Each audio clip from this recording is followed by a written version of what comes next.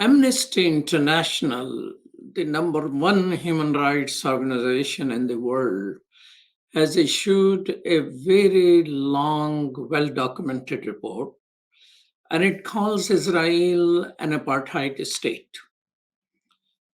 The similar charge were laid by B'Tselem, which is a Jewish human rights organization in Israel, as well as the Human Rights Watch exactly a year ago.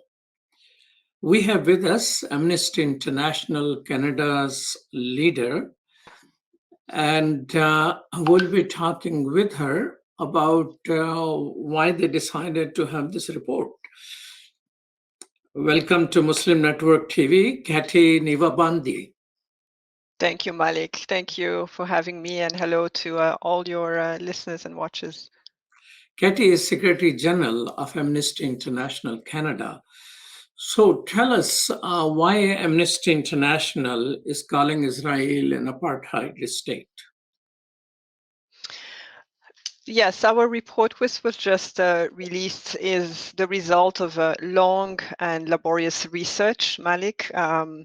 This is the result of 4 years of dedicated research on this subject, but it also builds on decades of work and of research by Amnesty International in the Israel and occupied Palestinian territories overall. So the report, which has just been released, has concluded at the end of this research that Israel is conducted a system of apartheid. By apartheid, we mean both a system of apartheid, but also a crime of apartheid under international law.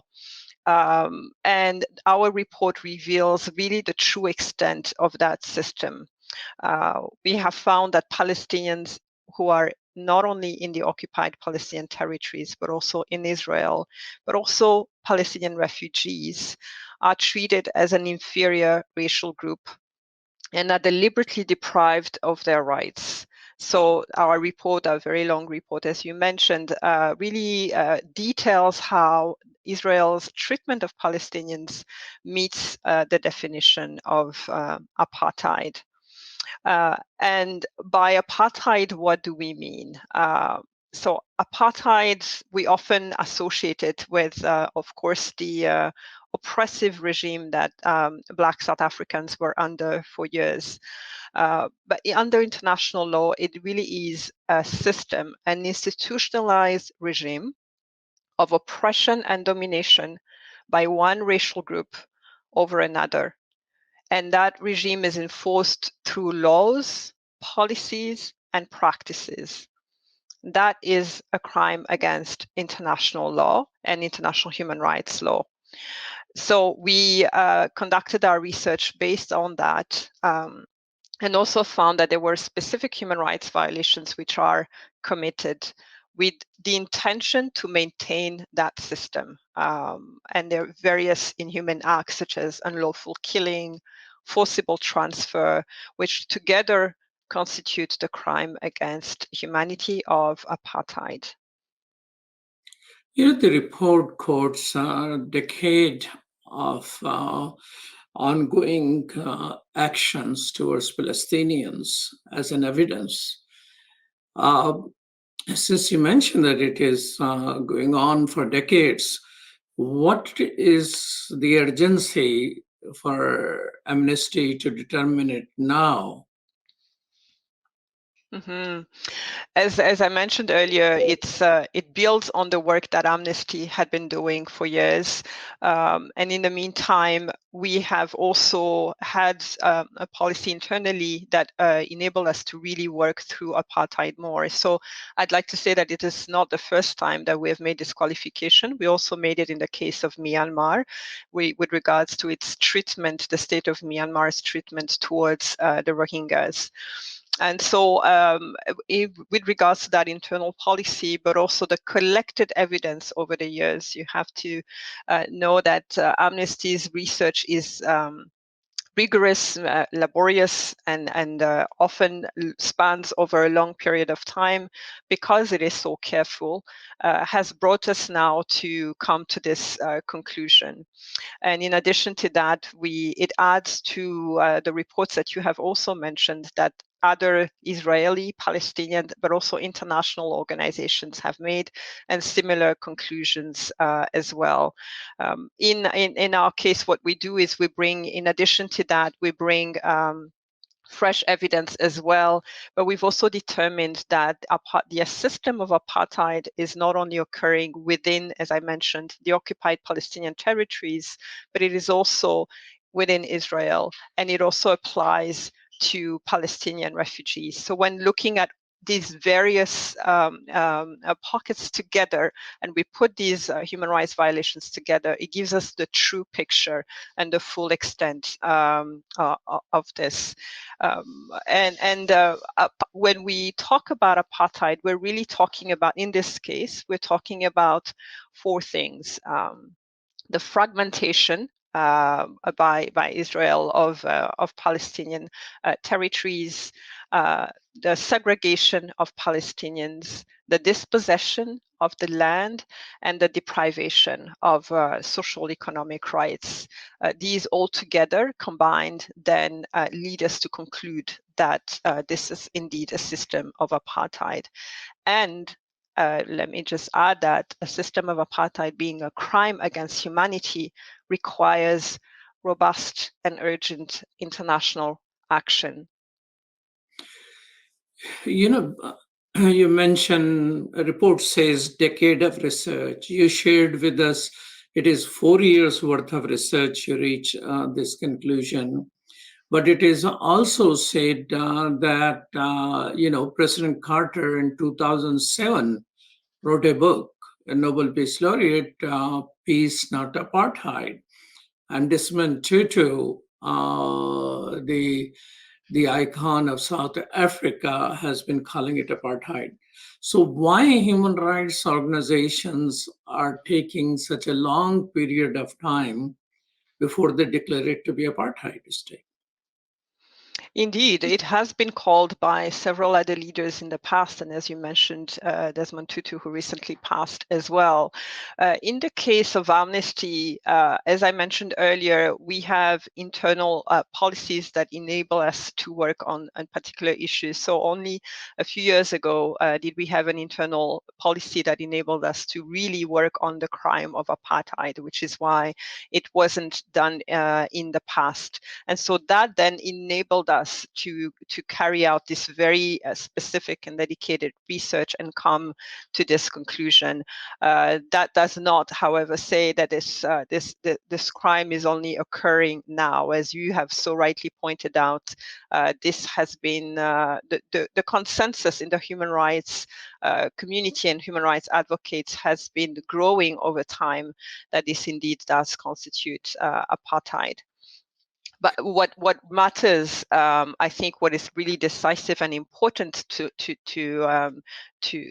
realize is the inaction of the international community until today, and the need for that action to happen. So the hope is that with this report, we will begin to have a shift in the discourse in the international community, and no longer sit by silently as the rights of Palestinians are being deprived and violated in front of our eyes. Is there a time period in the history when we can say that this is the year when it became very clear it's not one or two policies of Israel, but it is the whole system which is of apartheid? Can we say 10 years ago? Can we say 15 years ago? Can we say it began with the occupation of Palestinian lands? Mm-hmm. We do not specify what time exactly it started. We identify the root causes, but we do not specify to a specific time. And as well, Malik, I think even if we were to identify a particular time, first of all, it's difficult because we're talking about a system of, as I said earlier, laws policies and practices. When you take all of that together is when you can really conclude to that.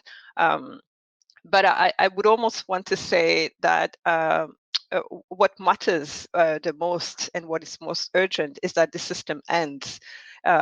Yes, it has a starting date and it has started over time. What matters, however, the urgency we're faced with collectively is how it ends. And this is why we call urgently on the state of Israel to dismantle the system, but also primarily on the international community to hold Israel to account and to be able to truly dismantle that system and to exercise international jurisdiction, because there are provisions under the international law to do so.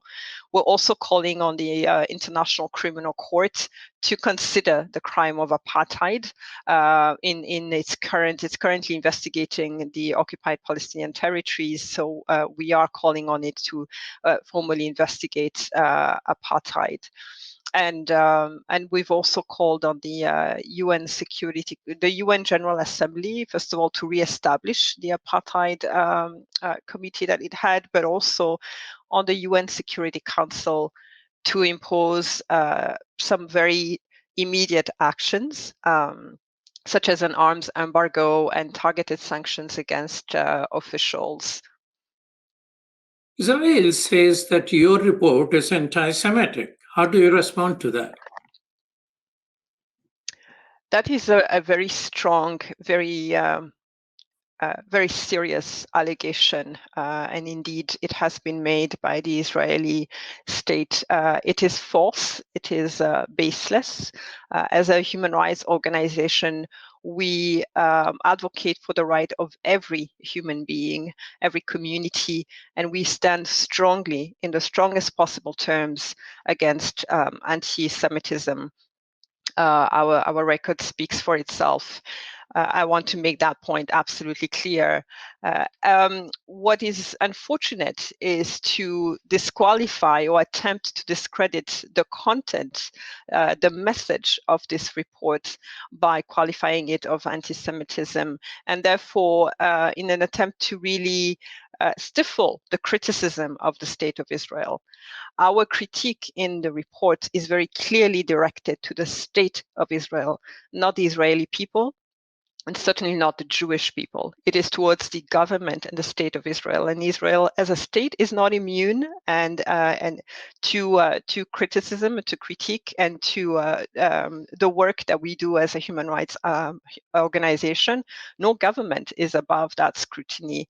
It is absolutely important to underscore that. But I would also add what is truly unfortunate is that these false accusations are distracting us away from genuine anti-Semitism, which is a real concern in our world today.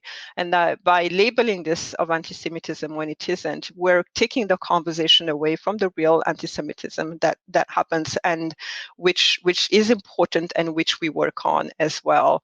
So I would answer that is really a way to evade the scrutiny of the international law, and if you really hear the critiques, they are not on our findings; they're really just on labeling the report as anti-Semitic. It couldn't be further away from the truth.